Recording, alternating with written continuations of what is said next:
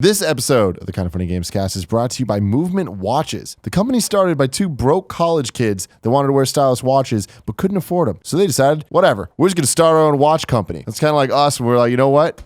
We see all these other people making YouTube videos. We can do it too. So let's start Kind of Funny. Movement watches start at just $95. At a department store, you're looking at hundreds of dollars to get a watch. I remember one time me and Nick Scarpino went to that there Nordstrom's trying to get me a watch. Yeah, let me tell you, it was cool, but it was expensive. Here, Movement Watches, they figured out that by selling online, they're able to cut out the middleman and retail markup, providing the best possible price. Classic design, quality construction, and styled minimalism. We just got a bunch of them. Colin got a black and blue one. Nick got this real sleek one. And Greg got a fancy red and black one to complement his fancy red and black suit. Now, over 500,000 watches were sold in over 160 countries. You can get 15% off today with free shipping and free returns by going to movementwatches.com. Now, you might not know this movement, it's MVMT. You've probably seen it before. They're kind of a big deal. So go to mvmtwatches.com/kinda and you can get 15% off today. Now is the time to step up your watch game. Go to mvmtwatches.com/kinda. Join the movement. See what they did there? I liked it.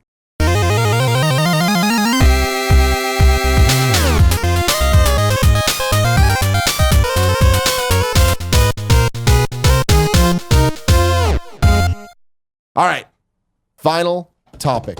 Brought to you by my boy, Steven Insler. What up? Shout out to you. We've heard that he might be alive. Someone on Twitch claims that he's alive, but I don't know if it's really him. Yeah, I'm not sure. His name was Steven Insler Lives. Which That sounds fishy. sounds fishy to me, my friend. I hope you are well out there, Steven Insler.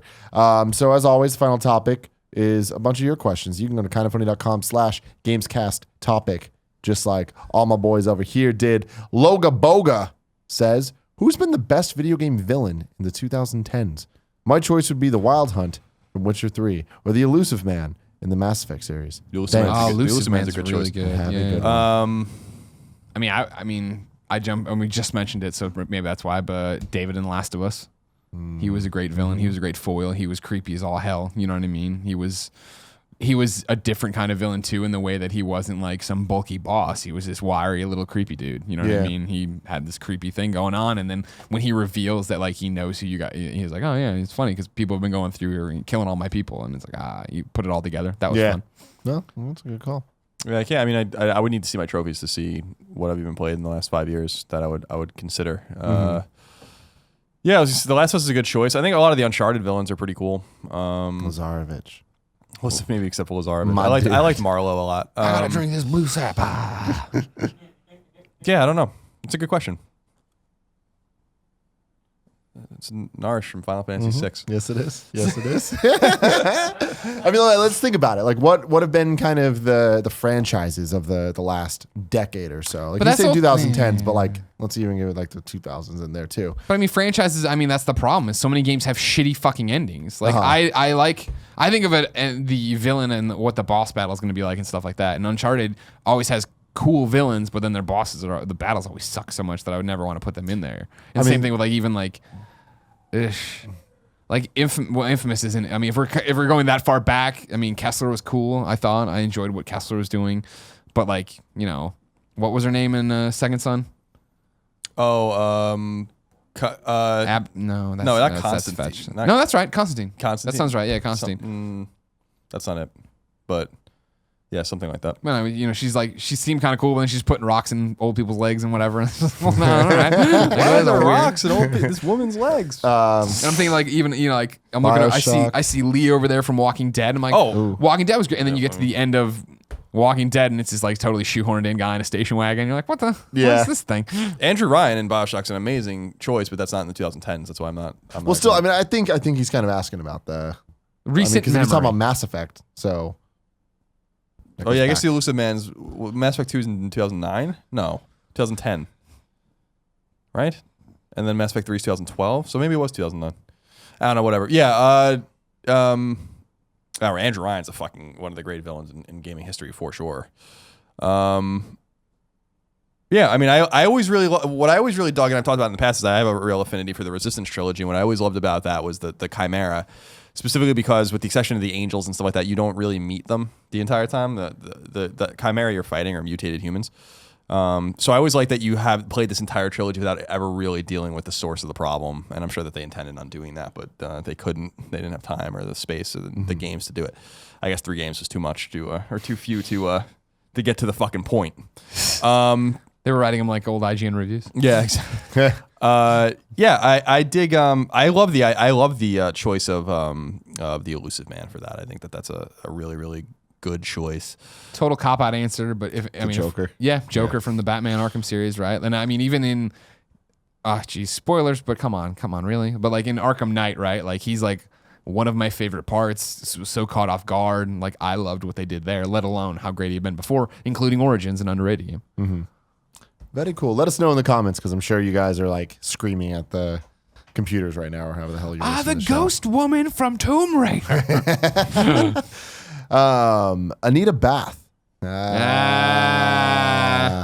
says, "Hey guys, I don't know about you, but I really miss the creativity that the old Rare brought to Nintendo and video games in general. Their ability to create new IPs, reinvent IPs, and to get the gameplay just right for the most part is greatly missed by me. My question is this. What are the chances Nintendo will unveil a studio that can deliver for the NX, or do you think they'll continue to squeeze more semi-predictable games from their beloved and incredibly old franchises? Signed, an ex-Nintendo diehard." Oh my gosh. You don't need a Rare to do that. You just need to buy the IPs. This is what Sony does masterfully, I think, and maybe less so now than they used to. But Sony has a stable of second-party studios that make these new games for them that they own, and this fills the channel with a new IP without having to invest in a new studio, which is a costly investment and maybe not a wise investment to do these days. So I don't think that they're going to make. You have to remember, Nintendo didn't make Rare. Nintendo bought Rare.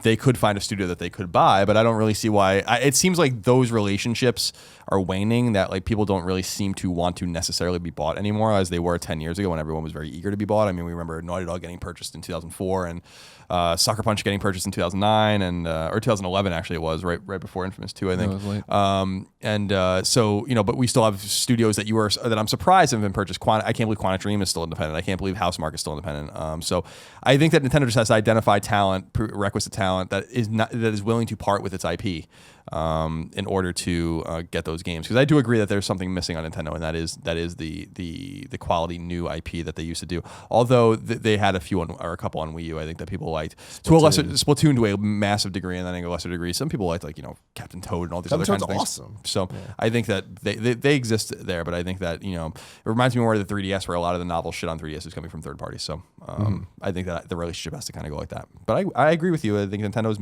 misses Rare, and I think Rare has never been the same. Well, Rare's done. I mean, Rare nowadays is just like, all right. Yeah, I mean, they're so far. It's the same thing with Naughty Dog, right? Like the days of Jason Rubin and those guys making Crash Bandicoot and Jak and Daxter. That Naughty Dog is fucking dead, and I think we're better off because of that.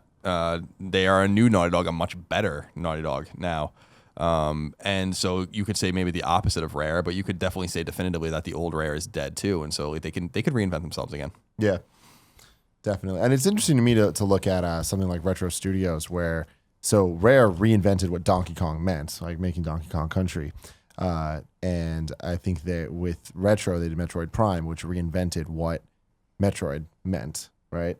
And then they took Donkey Kong Country and brought it back and didn't so much reinvent it as much as reinvigorate it and like really kind of give it a polish and the respect that a franchise like that deserves. In a way that I don't even think Nintendo would have or could have themselves on the Wii and then Wii U with Tropical Freeze. So I think that Retro's kind of their new Rare. But I would love to see Retro do that on the NX, but they're probably going to be doing Metroid, But I'd love for them to just come out with some new IP that is what we think of as being that Rare magic, the Retro magic, but for the NX. Mm-hmm. But at this point, I'll just take anything from them. NX. When's it going to happen, Tim? I don't know, man. Is it Holy shit. It's like, all right, we're 3 days out from October right now. So that means that we have 30 days where it's like it has to happen then, or else it doesn't exist. Oh, my God.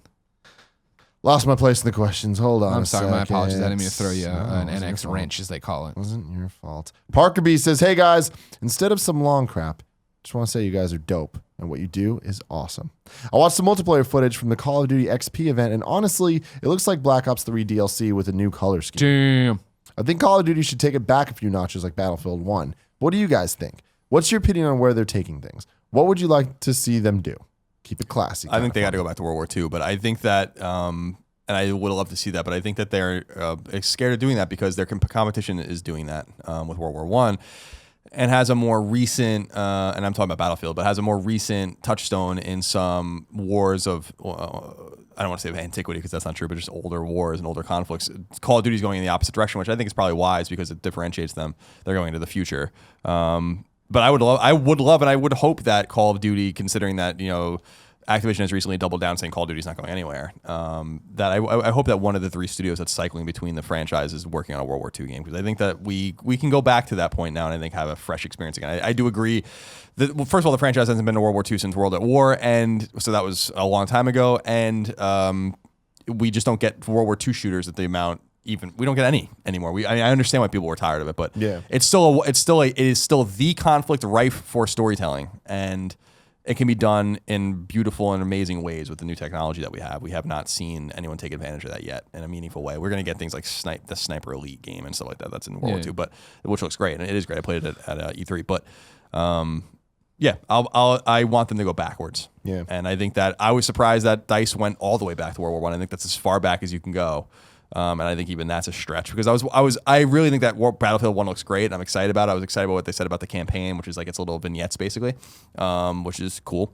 But when I was watching the multiplayer footage when we were at GameStop Expo, at the same time, I'm like, this is outrageous. Like I know history pretty well, and these things all existed. Yes, the Zeppelin existed. It's awesome, man. And these planes, but I'm like, this is fucking chaos. Theater. And World War I is chaos, but not in that way. So I think World War II is one of those things where you can marry that fucking frenetic nonsense in the world and multiplayer maps and actually make it make sense, because it really was like that. Yeah, I don't know. Battlefield 1 looks super awesome to me, and like the story trailer they released yesterday, I'm like, man, this looks hype as fuck. Yeah. And it being little vignettes and stuff, I feel like they can manage that. I think that could result in some really cool storytelling, and I think that's pretty unique for these type of games.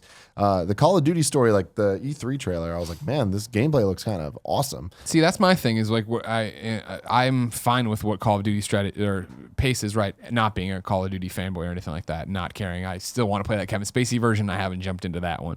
But the fact that they have Taylor from Naughty Dog working on this one, the fact that they're making such a big deal about the story, talking to the actors and talking to the writers and how the cinematographer and everybody for that panel we went into, and then seeing the trailers, like, it seems like it's actually a really interesting story, and I do like the future aspect of it. I do like the idea of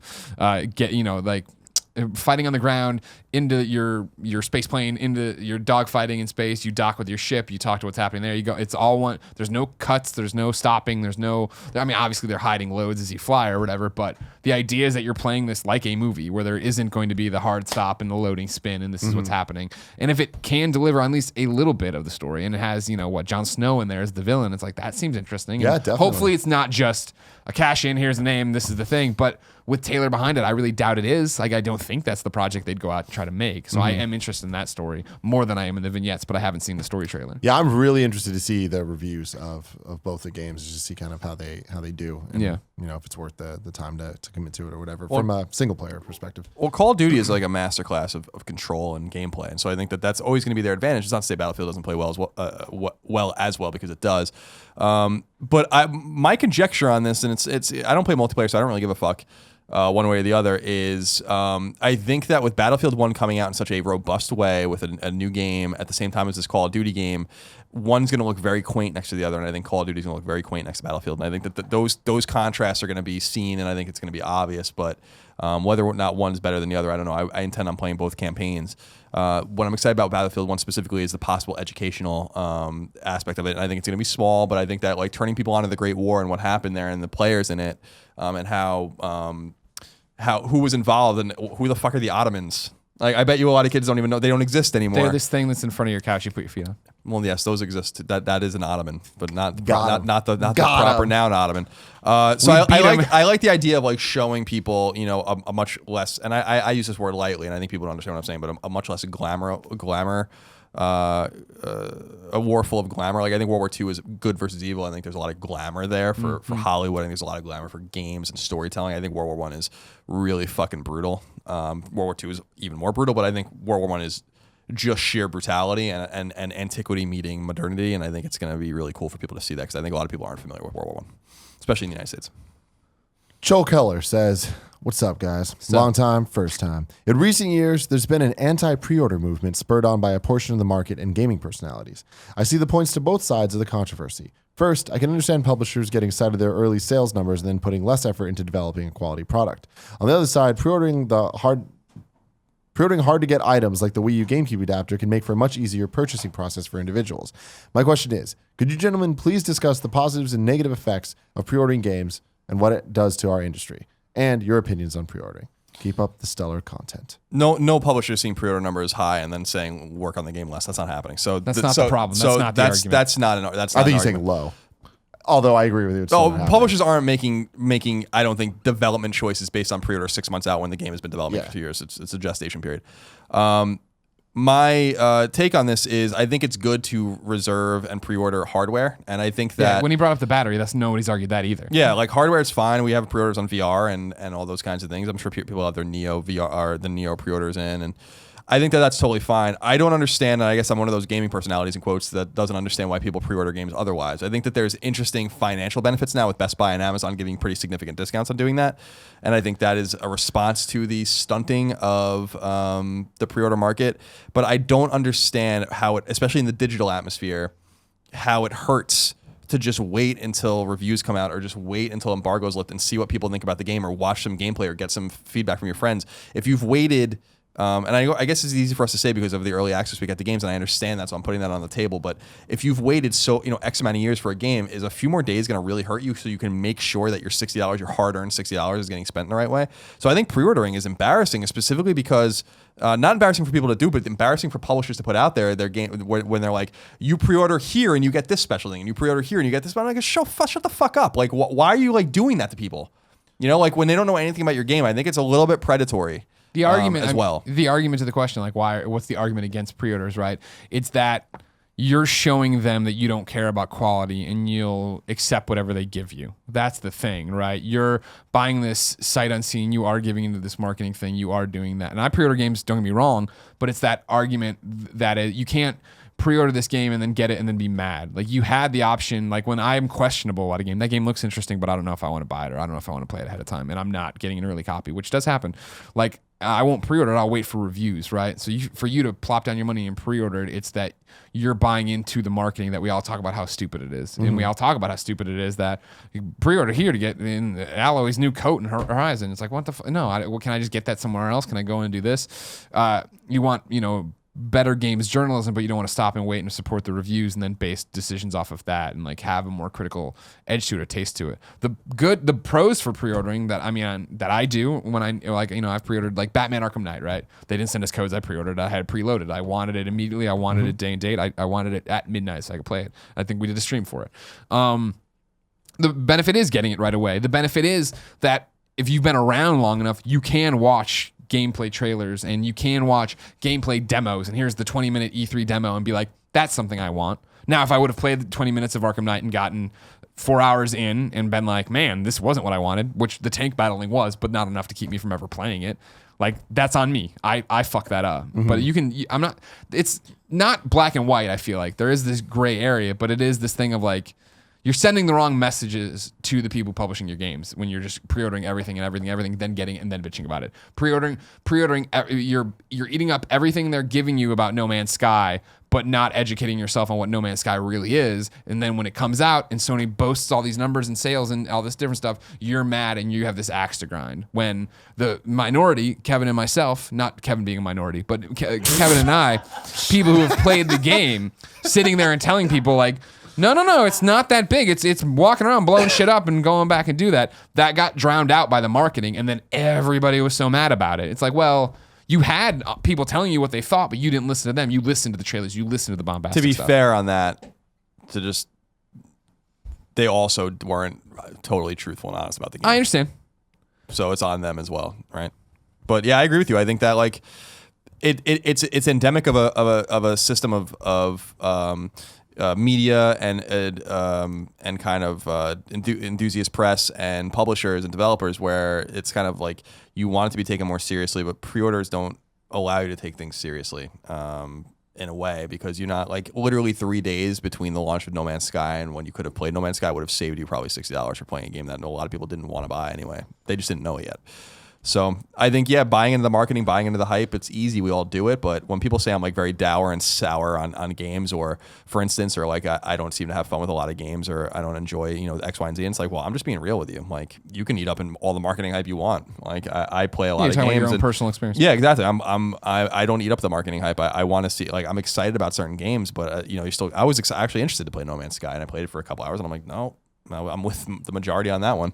So, I think that it behooves people to, reserve games you want, do what you want, save your money. But what's even stopping you? And there could be something, I'm sure that there's something maybe in the fine print, but even if you want to pre-order a game so you have it and you get that discount, for instance, and you pay $47 whatever for the game instead of $60, what's stopping you from just keeping it sealed for a few days until you really get a consensus or get some information that you need from people you trust to make sure that that's money well spent?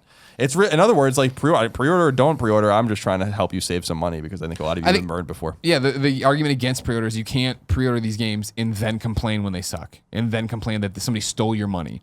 It's like, well, no, you have thousands of opinions out there and sites and YouTube channels that are not necessarily there to educate you, but they will, and they have opinions. You can find it, and you can know that you're like Tim on this game and you're like Greg on that game, so you really want to know what they think, or what Jim Sterling says, or what Marty Sleva says. Yeah. You can do that, but so when you have those resources, you can't act like it was all the wool covered, you pulled over your eyes and this, that, and the other. When you had the shot, you had the materials out there.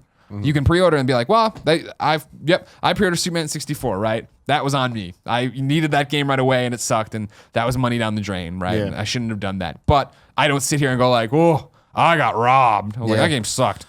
Back in the day, I feel like there was a lot more pre-order incentives that themselves were worth it. Like with Zelda, pre-ordering Wind Waker got you the collector's disc that got you Ocarina of Time and Majora's Mask on GameCube. And stuff like that was like, that's worth admission alone. Sure. And rarely we see things like that. Back in the day, I mean, it was too that, they only got X number of copies, so you needed to make sure that you didn't show up at a GameStop. Exactly. But then now it's like, then over the last 10 years, like especially it started last generation, like it was so much DLC bullshit where it's like this costume or get this thing. Like we did Square's GameStop Manager Expo thing where we talked about all their games and stuff. And there's so much stuff where I'm like, what's the point of even mentioning that in Dragon Quest Builders, if you pre-order, you get 3 exclusive materials. 3 exclusive materials to use. It's like, first off, what does this? It's like the Hot Shots review where I'm like, I don't know who these characters are. I haven't even played this game yet. Do I need 3 more materials? Like, I don't understand what. I get a dragon battle ticket. I'm like, are those hard to come by in the game? Like, who the fuck knows? And it's like, there's some things that are a lot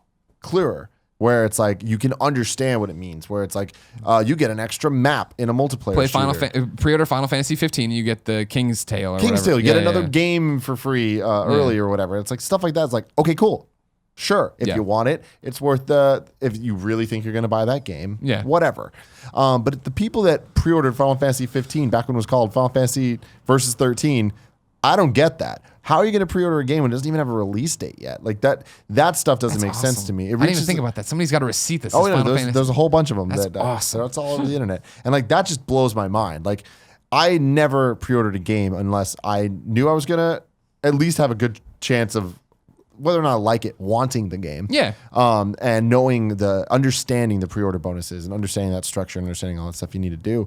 But it's like, to your point, I think that Best Buy and Amazon are really kind of fighting back against the trends, and they're trying to be like, all right, well, how do we solve this? Like they're trying to be a bit more forward thinking in giving the users what they want, because they understand that in the long run, that's what's going to win. And offering someone 20% off if you're a Prime member, that's fantastic. I think that alone makes it worth it to risk potentially. It's not so much double or nothing, but it's like, all right, you're not sure that you're going to like the game, but if you pre-order, you get 20% off. Like that's a pretty significant discount. I haven't done that yet. So does the 20% go away once it's out? Yeah, it's for pre-order. Cool. Just making sure I understood. Yeah, Don't so it's yell at like, me. Jeez. I think that type of stuff, it incentivizes you to buy it early, which obviously the retailers want you to do because they want you to buy it and the publishers want it so that they can have these sales numbers. So it is definitely like a relationship between the two of you. But I think that this way, giving you a discount on it is way fairer than Giving you giving a you new colored skin. building for something. things for Dragon Quest builders. No, like let's not talk shit about materials Dragon and Quest builders. We're looking forward to that game. I would shit. love. I would love not the exclusive deal. Like you're not materials. pre-ordering it, right? True. Yeah. So anyway, that is that. Thank you, gentlemen, for joining me again this week on the 88th episode. 88th. The Kind of Funny Gamescast. What are you saying? 88 in Spanish. Oh. Thank you all for joining us. We'll see you next week. Until next time, I love you.